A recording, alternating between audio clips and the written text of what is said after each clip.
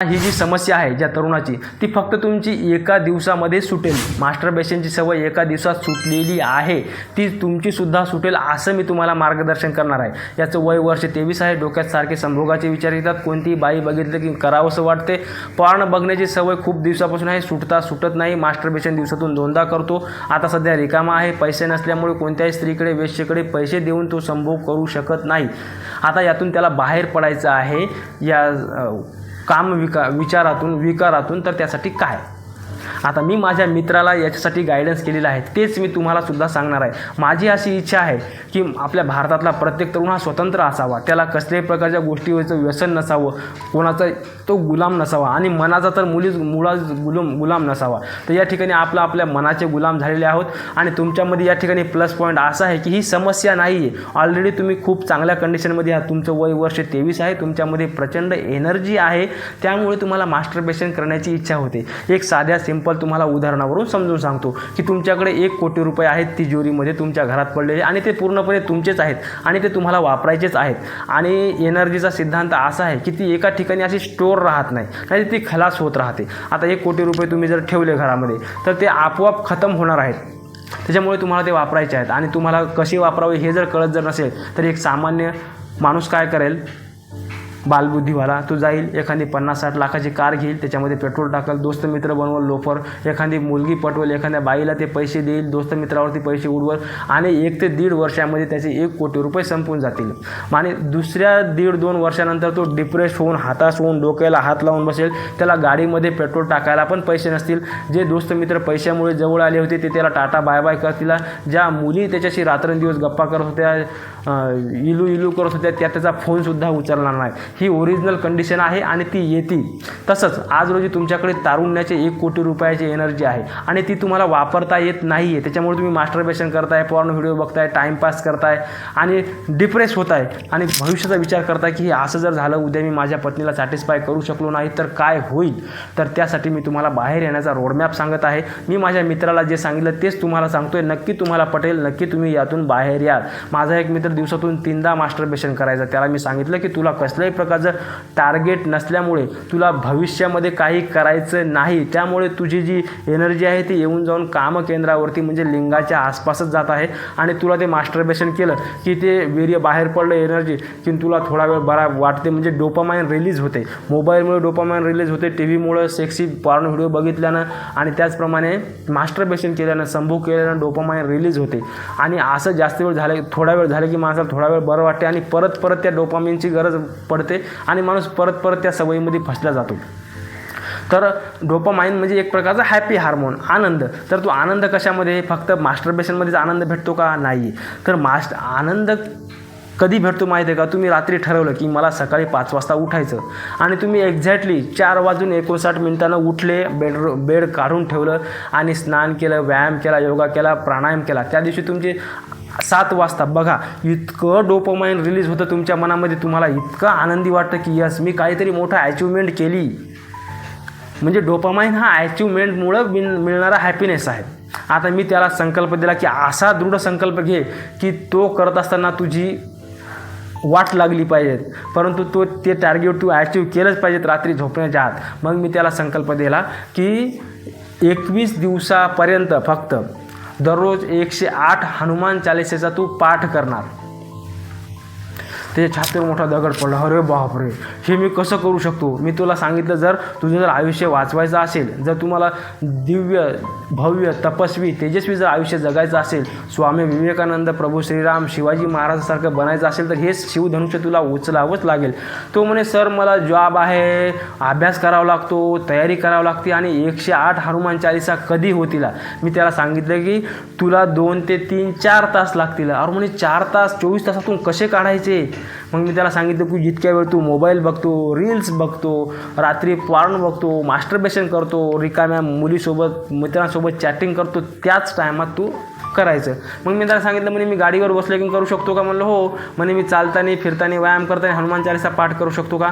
म्हणलं तू कसंही करायचं, फक्त लक्षात ठेवायचे, 1 झाले की 1 मोजायचं, 2, 3, 4, 5 असे बोटावरती 16 हनुमान चालिसा लक्षात ठेवायचं. म्हणजे अलर्ट राहायचं, जागृती राहायची. आणि त्याने केलं तसंच. मोटरसायकलवर प्रवास करताना हनुमान हनुमान चालीसा, उतरले की हनुमान चालीसा, जेवायच्या अगोदर हनुमान चालीसा, जेवण करताना, जेवण झालं की एकांतात बसलेलं असताना किंवा रील्स बघायचे की त्याच्या डोक्यात आले हनुमान चालीसा, तो हनुमान चालीसा. अशा त्यानं पहिल्या दिवशी हनुमान चालीसा 108 जेव्हा पूर्ण केल्या, जो आकडा लिहिला, त्यानं रात्री जो त्याला निवांत झोप लागली 9:30-10 वाजता, तेव्हा त्याला खूप आनंद झाला. त्याला मास्टरबेशनचं ध्यानच नाही राहिलं.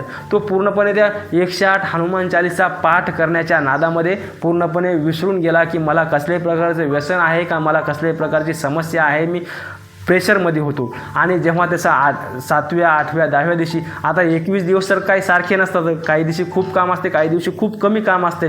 खूप कमी काम होतं त्या दिवशी त्याला जमलं. आणि ज्या दिवशी त्याला खूप वेळपर्यंत काम होतं, त्याला सांगितलं की संकल्प तुटला नाही पाहिजे. ज्या दिवशी संकल्प तुटला त्या दिवशी परत 1 2 3 असं 21पर्यंत तुला परत सुरू करावं लागेल.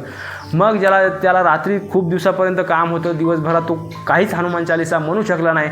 तेव्हा त्यानं रात्री 1-2 वाजेपर्यंत जागून 108 हनुमान चालीसा पूर्ण केल्या आणि नंतरच झोपला. आणि ते 2 वाजता जेव्हा त्याचा संकल्प पूर्ण झाला, तेव्हा त्याला जो आनंद मिळाला ना बंधू, की तो कशातच वर्णन करू सांगू शकत नाही. त्याच्यावरती त्यानं एकदम रोजनिशी दैनंदिनीच लिहिली की मला या दिवशी झोपायला 1 वाजले, त्या दिवशी 2 वाजले, त्या दिवशी 9 वाजता झोपलो, कोणा दिवशी 10 वाजता झोपलो. आणि त्याचं ते सगळं जे फोकस, जी एनर्जी लागली ती फक्त 108 हनुमान चालीसा पूर्ण करण्यासाठी. आणि तुम्हाला आनंदाची गोष्ट की त्यानं हे 21 दिवस पूर्ण केलं. आणि 21 दिवसामध्ये काय काय की ब्रह्मचर्याचं पालन करायचं, 21 दिवसापर्यंत कसल्याही प्रकारचं हॉटेलमध्ये जेवण करायचं नाही, पॉर्न बघायचं, म्हणजे PMO, पॉर्न, मास्टरबेशन आणि ऑर्गॅझम, या 3 गोष्टींचा त्याग करायचा. कोणत्याही स्त्रीकडं कामभावनेनं बघायचं नाही. आणि आपल्या कोणत्याही कंडिशनमध्ये 108 हनुमान चालीसा पूर्ण झाल्याच पाहिजे, त्याच्याशिवाय झोपायचंच नाही रात्री, एवढा संकल्प घ्यायचा, बाकी काहीच नाही. आणि त्यानं जेव्हा ते 21 दिवस पूर्ण केले आणि जेव्हा त्यानं ते मागचं बघितलं, जेवढं सगळं वाचलेलं, 21 दिवसामध्ये त्याने एकदाही मास्टरबेशन केलं नाही, एकदाही अश्लील रील्स बघितली नाही, एकदाही त्यानं पॉर्न बघितला नाही, आणि एकही दिवशी त्याला नाईटफॉलसुद्धा झाला नाही. आणि त्याने 21 दिवसामध्ये एकदाही हॉटेलमधलं खाल्लं, ब्रेड, बिस्किट, चिवडा, चिप्स, चॉकलेट, हे नॉनव्हेज वगैरे कोणत्याच गोष्टी खाल्ल्या नाही. आणि 21 दिवसानंतर त्याला जे डोपामाइन रिलीज झालं त्याच्या आयुष्यामध्ये, ज्याला तो आनंद झाला की मी 21 दिवसापर्यंत इतकं मोठं तप केलं आणि आता त्याला ते तप सोडवल्या जात नाही, त्याला मास्टरबेशन आता करवल्या जात नाही. ही कंडिशन तुमची येईल, तुमच्या हातानं मास्टरबेशन होणारच नाही, असा हा राजमार्ग आहे.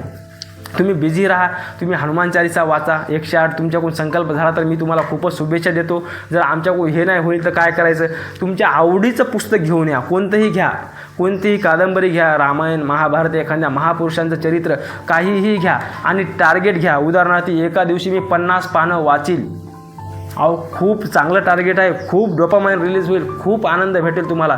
तुम्ही जे पान वाचाल, 50 पानं जेव्हा वाचाल आणि जेव्हा टार्गेट अचीव होईल की मी दिवसातून 2-5 पानं न वाचणारा माणूस आज रोजी 50 पानं वाचतोय, रात्री तुम्हाला जो आनंद मिळेल आणि जे तुम्ही झोपाल ते मी शब्दात नाही वर्णन करू शकाल. आणि जेव्हा तुम्ही 8 दिवसामध्ये हे 400-500 पानाचं पुस्तक जेव्हा तुम्ही वाचून साफ कराल, तुमच्यासारखा महावीर, महारथी, पराक्रमी तुम्हीच असाल. तुम्हाला त्या 8 दिवसामध्ये मास्टरबेशनचं ध्यान येणार नाही, पॉर्न व्हिडिओचं ध्यान येणार नाही, गर्लफ्रेंडचं ध्यान येणार नाही, मित्रांचं कोणाचं ध्यान येणार नाही. पूर्ण दुनियेकडे दुर्लक्ष करा, पाठ फिरवा आणि फक्त मी मजबूत झालो पाहिजे, तूच आहेस तुझ्या जीवनाचा शिल्पकार आणि तुम्हीच त्या शिल्पकाराप्रमाणे छन्या हातोडी घेऊन स्वतःला घडवत राहा. मी सांगतो, एक दिवस तुम्ही जगत जेते होसाल. सिकंदर जगत जेता नाही झाला, त्याला एका साधूनं सांगितलं की तू मनाला जिंक, संपूर्ण जगाला जिंकल्याचं फळ मिळेल. तसं तुम्ही अगोदर मनाला जिंका. हे बघा, जग तुमच्या पायावरती लोळून घेईल याची मला खात्री आहे. जर तुमचे असेच काही वैयक्तिक प्रश्न असतील, आता या तरुणाच्या प्रश्नाचं उत्तर देतो की रिकामं राहू नको, रात्री झोपण्यापूर्वी किंवा कधीच मोबाईलच बघू नको, सोशल मीडिया वापरूच नको ना, काय गरज आहे.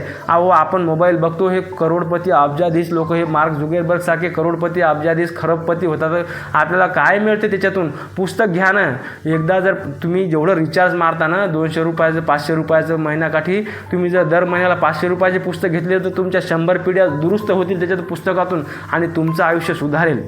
पुस्तकाचा नाद करा, या सोशल मीडियाचा नाद करू नका. फक्त साधा बटनाचा मोबाईल घ्या, फक्त हॅलो आला फोन गेला फोन एवढ्यासाठीच फोनाचा उपयोग करा.